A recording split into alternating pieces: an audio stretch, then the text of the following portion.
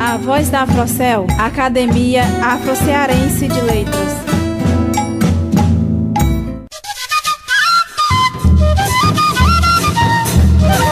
Você está sintonizado na Rádio Terra da Fraternidade, uma rádio portuguesa da cidade do Porto e que faz parceria no programa A Voz da Afrocel, com a Academia Afro-Cearense de Letras, situada na cidade de Fortaleza, no estado do Ceará, Brasil.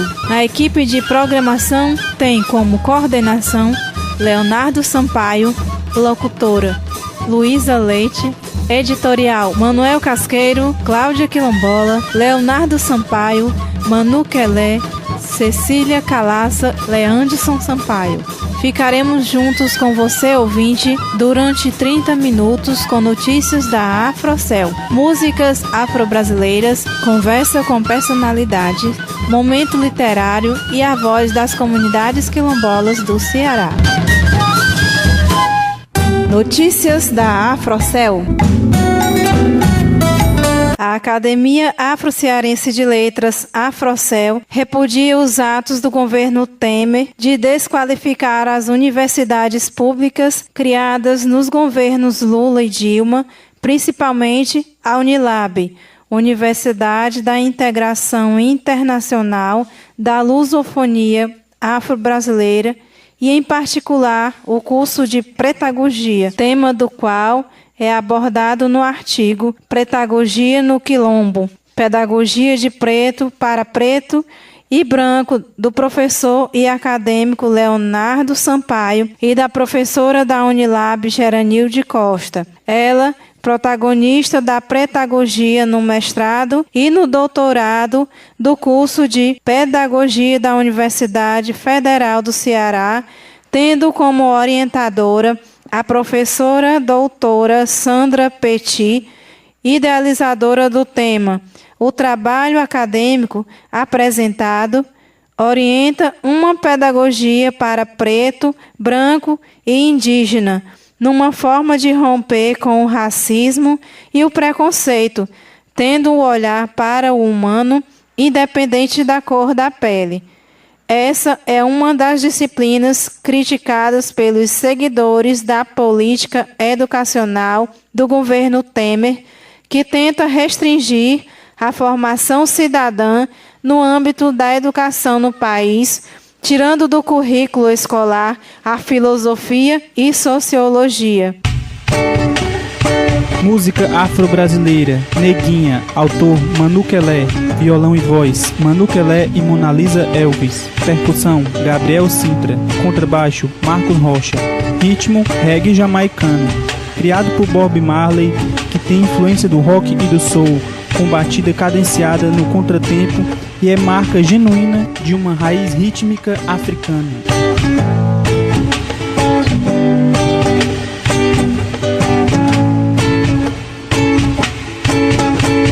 Neguinha, teu cabelo divino veio da África, aportou no meu destino, gerou carinho, me fez te perceber tão assim, princesa de Luanda, lua que anda no céu astral, universo, verso perfeito da tua beleza.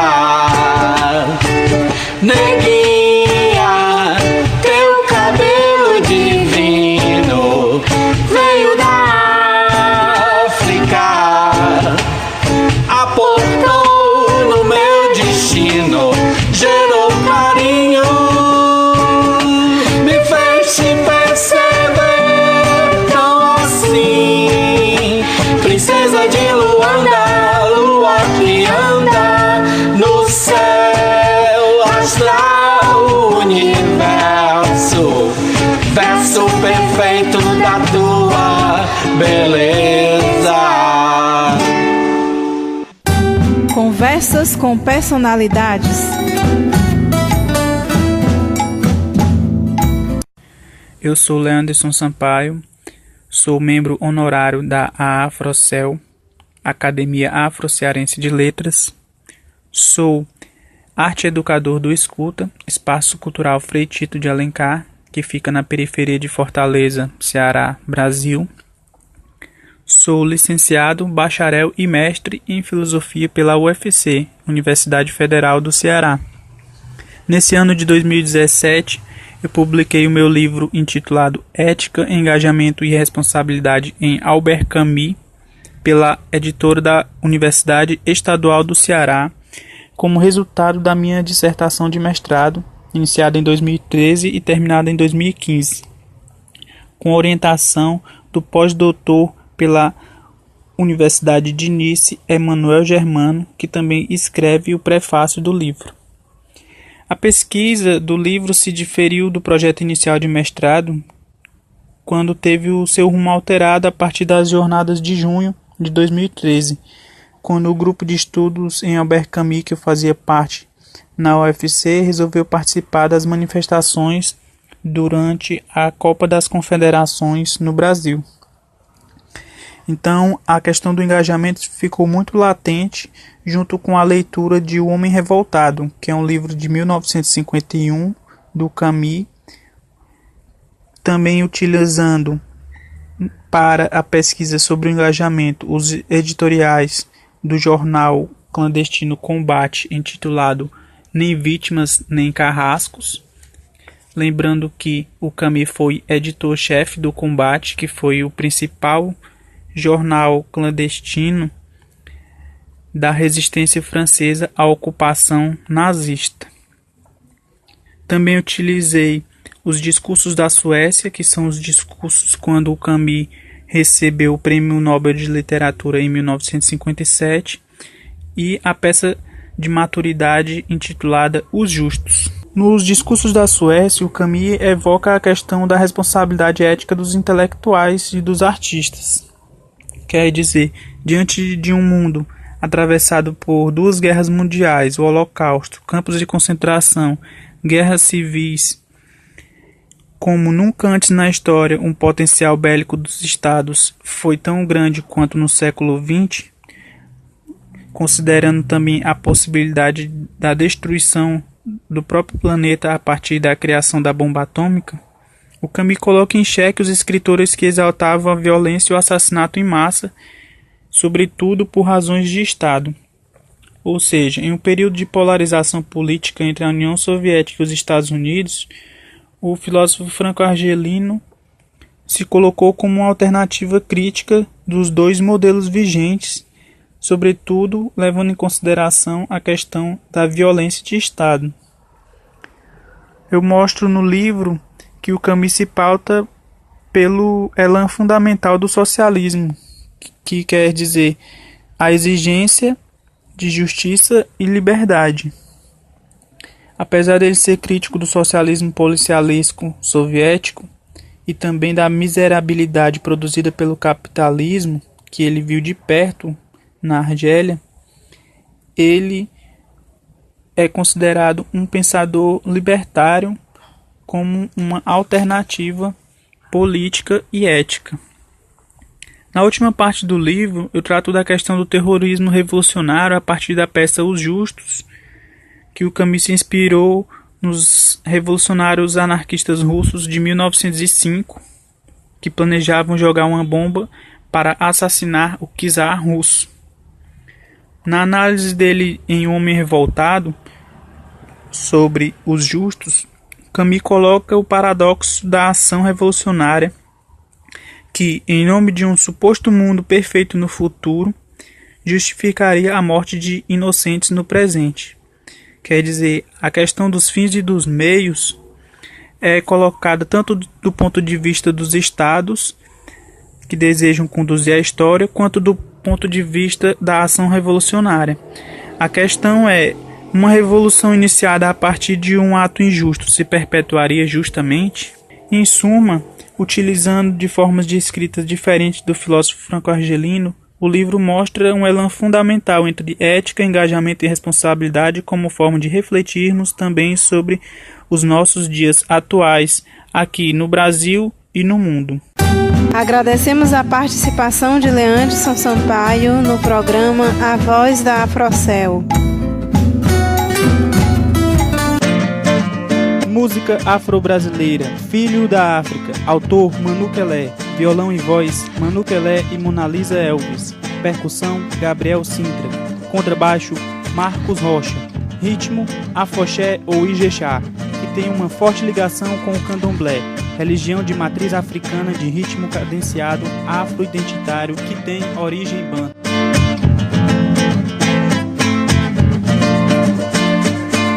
Elala, elala,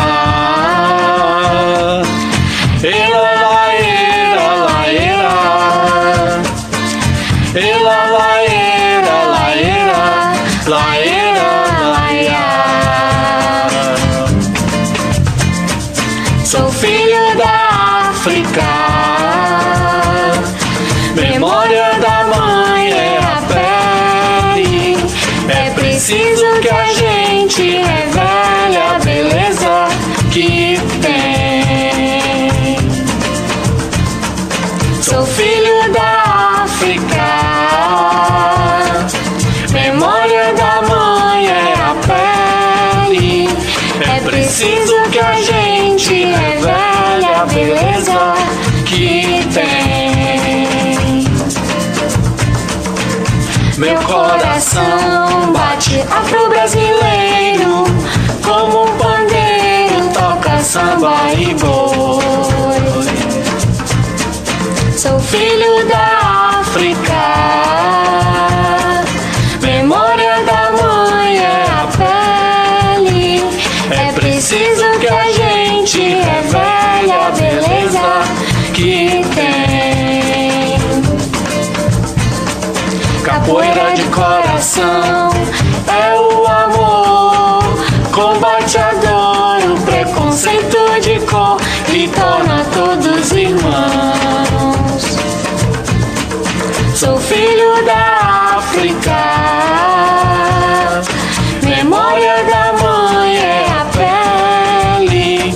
É preciso que a gente revele a beleza que tem.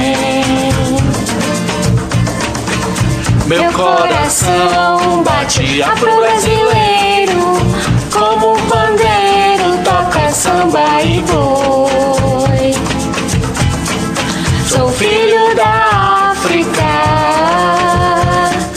memória da mãe é a pele. É preciso que a gente revele a beleza que tem.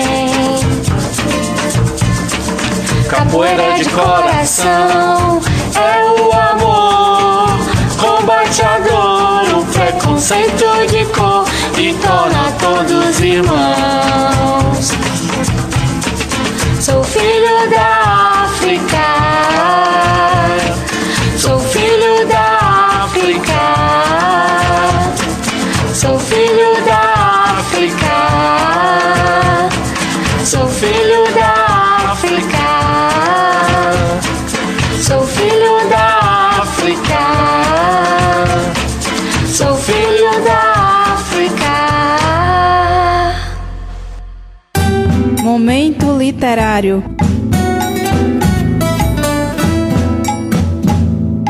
Meu nome é Maria Eliene Magalhães da Silva, sou conhecida com o nome literário de Eliene Magalhães, sou poetisa, escritora, professora da Prefeitura Municipal de Caucaia, do estado do Ceará, do Brasil. Sou neta, bisneta de rezadeira e por isso tenho pesquisa voltada a essa área. Sou mestre em educação, onde desenvolvi uma pesquisa sobre a relação das rezadeiras com os marcadores africanos. O tema da minha pesquisa foram marcadores das africanidades das rezadeiras de quilombos de Caucaia, no estado do Ceará. Uma abordagem pedagógica. E esse trabalho ele foi realizado entre 2013 e 2015. O trabalho foi todo construído em cima das minhas memórias né, da rezadeira minha avó, Tília Alves Magalhães, relacionando os aprendizados e os saberes que obtive com as rezadeiras quilombolas. Com o surgimento também da Lei 10.639/03, assinada pelo então presidente Inácio Lula da Silva, que modificou a LDB e exigiu a obrigatoriedade do ensino de história africana e cultura afrodescendente em todas as escolas. E essa lei, ela pôde nortear o trabalho com a história e com a nossa relação com a África, buscando um mecanismo para trabalharmos novos conteúdos curriculares nas escolas, no que envolve inclusive as tradições orais africanas de sua riqueza de saberes e práticas, dentre as quais se encontra o legado africano, que permeiam o ofício das rezadeiras, enquanto prática do chamado catolicismo de preto ou a prática católica que sincretiza com fundamentos e cultos africanos. Em Caucaia, no estado do Ceará, onde eu moro e trabalho, existe uma afirmação em dizer que Caucaia é terra de índio, e o nome Caucaia tem origem indígena, que é um significado mato queimado.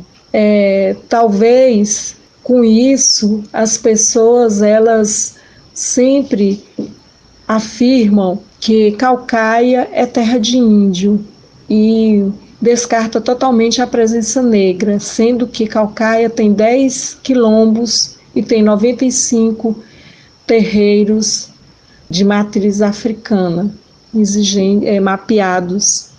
Nos quilombos, o fenômeno da reza ainda é forte e é uma prática de cura muito mais presente lá do que grandes centros urbanos, mas a dimensão de suas africanidades é pouco conhecida e até desvalorizada.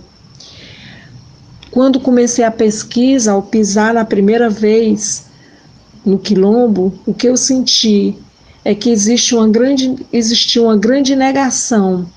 Tanto as rezadeiras quilombolas, elas não se afirmavam como quilombola, como elas negavam a reza.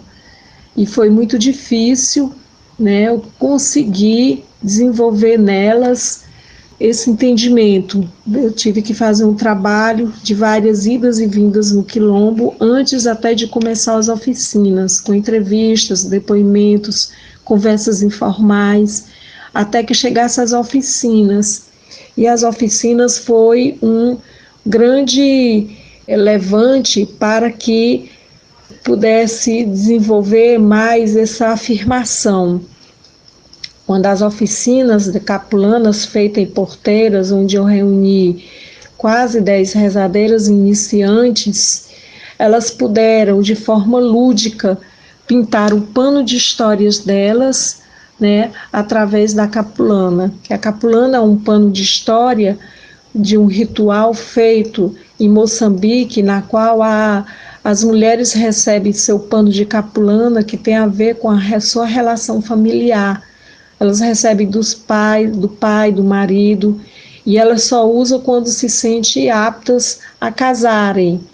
Então, o que foi feito com a capulana, claro que não foi uma capulana original, mas elas pintaram em tecido algodão cru, né, as histórias delas com a reza.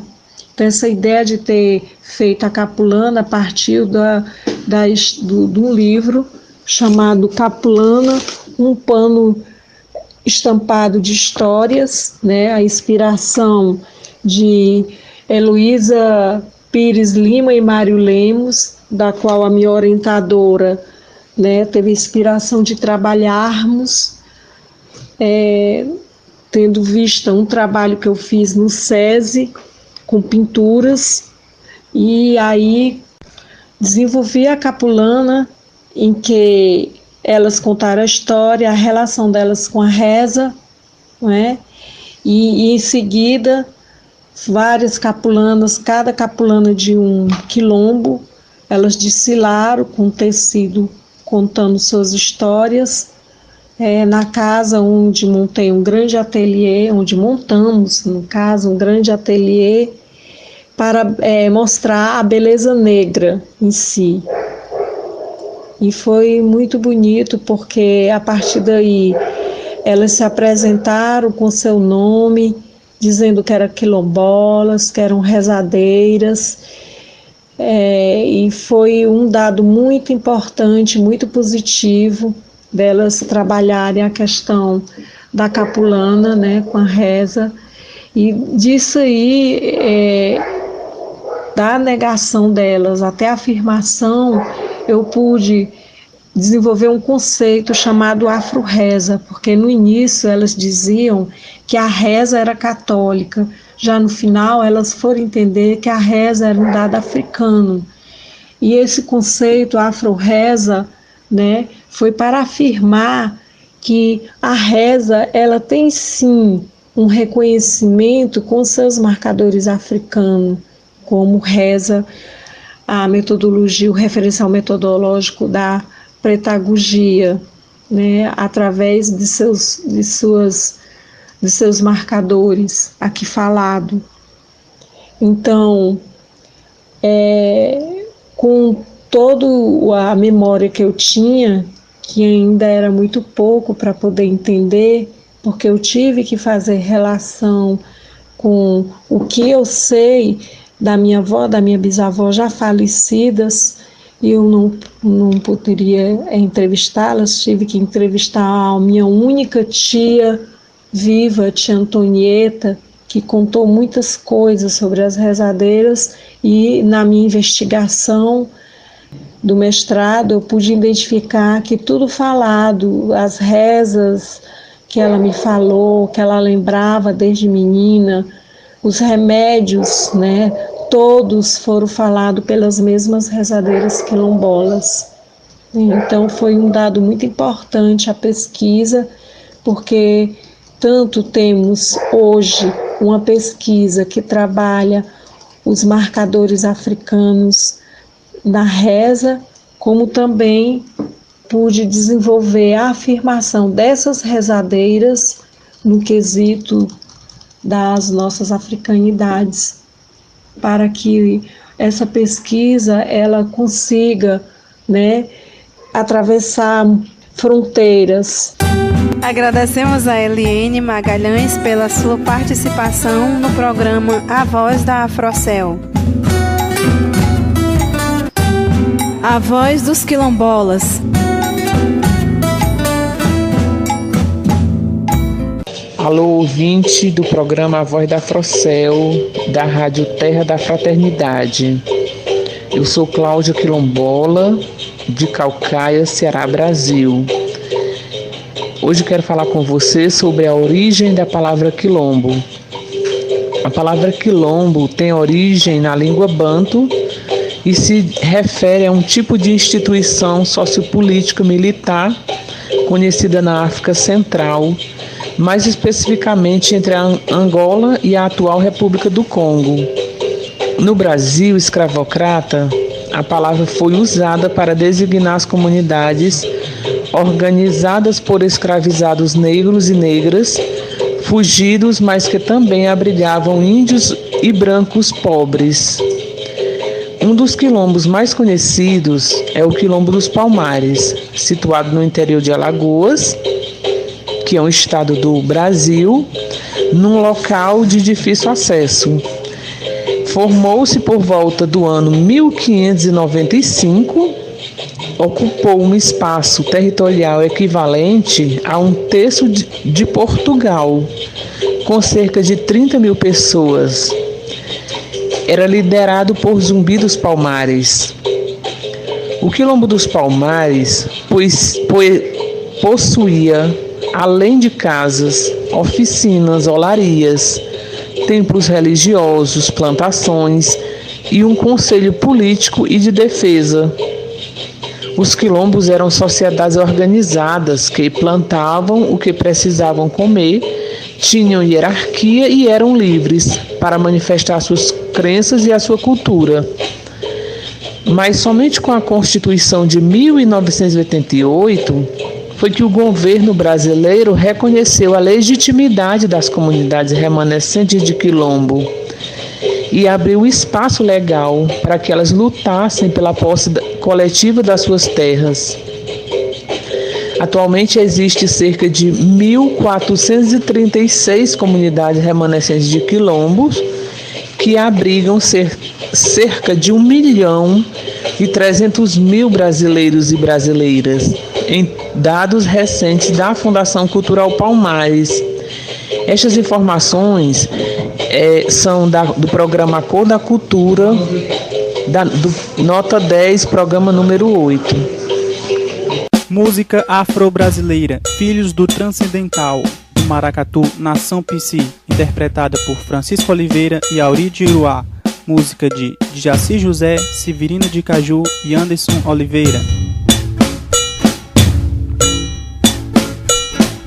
Somos filhos do Nação Psi e da mãe Moejá.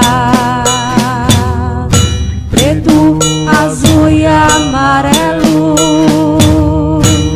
nosso maracatu, vamos apresentar Moejá. Ogum tá sobá, Moejá. Ogum tá sobá.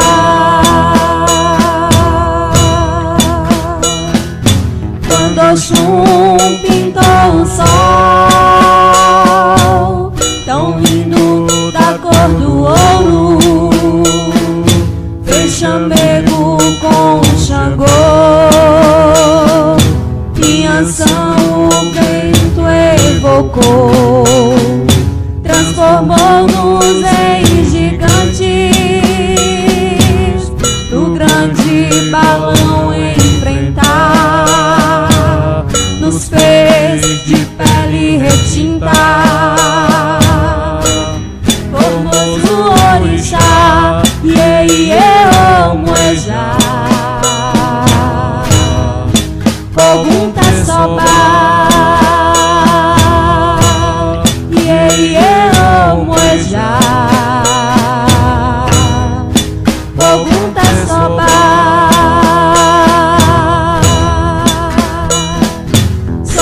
Pretos do quilombo urbano, empunhando opa, chorou, Moejá. Ogum tá sobá, Moejá. Ogum tá sobá.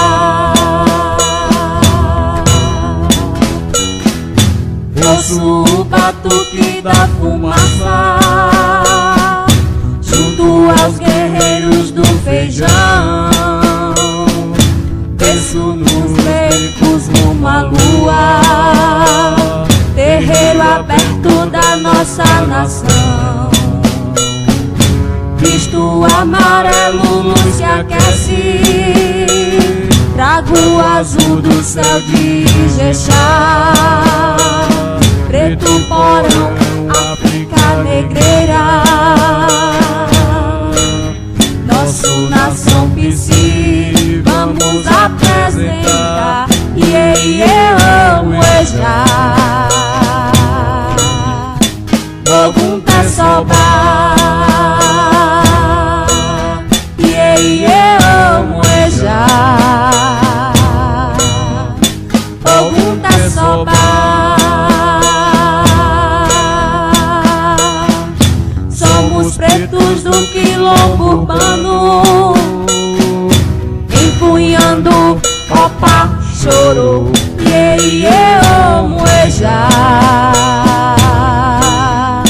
Ogum tá sobá, Moejá. Ogum tá sobá.